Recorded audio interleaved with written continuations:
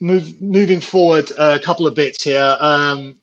This is a quick one. Brock Lesnar's not going to be done after WrestleMania completely. He may go away for a while, but he's not going to be done for the whole year.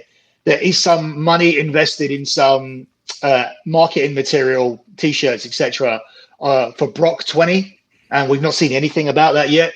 But Brock 20 will be something that you can buy later on down the year. Brock 20 is Brock being there for 20 years this year.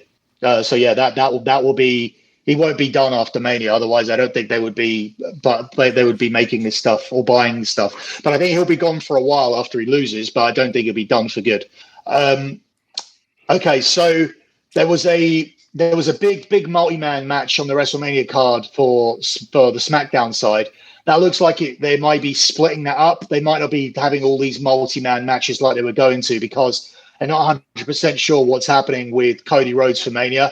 There's loads of stuff saying people are saying because he hasn't come in that the deal's falling through or whatever. Like, I don't know anything about that at all. As far as I know, it's going to be done. The only hesitancy at the beginning was the fact that Cody's agent is a guy that was at WWE that was fired because he was giving them all the TNA contract information that WWE got sued for.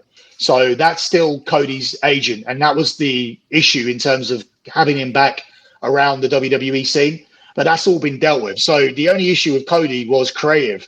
So there are creative pictures for Cody from SmackDown and Raw. On the SmackDown side, he was factored into an Intercontinental title match with Ricochet. And on the Raw side, they wanted him to go up against Seth Rollins. The issue with the Seth Rollins match for Vince McMahon was the fact that Seth Rollins can't really lose to Cody and Cody can't lose to Seth because Seth Rollins has a future match with Roman Reigns coming down the line. But it's just going to be a case of how far down the line that is, depending on when this match happens. So at this point in time, I don't think Cody's going to go for the Intercontinental title. I think that would be a backward step. And I feel that if he comes in before Mania, there'll be to do the Seth Rollins match. So Jacksonville is where Raw is this week. I think that would be an interesting place to come in if they do it. Otherwise, I don't think he's going to come in before Mania. If he's not here this Monday, I don't think he'll be there before Mania, basically. But there's no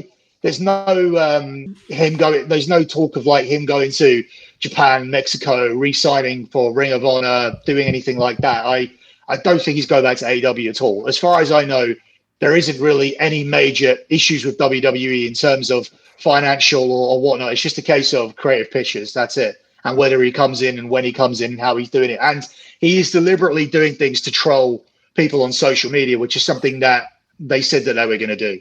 So guys that are turning around, and there's a lot of at this time of year where people are like filling in the blanks. Oh, Austin was going to wrestle and now he's not going to wrestle, and Vince is going to wrestle and now he's not going to wrestle, and Cody was going to sign and Cody's not going to sign. There's a lot of back and forth that isn't actually happening. There's a lot more like steady stuff in place than people are making out.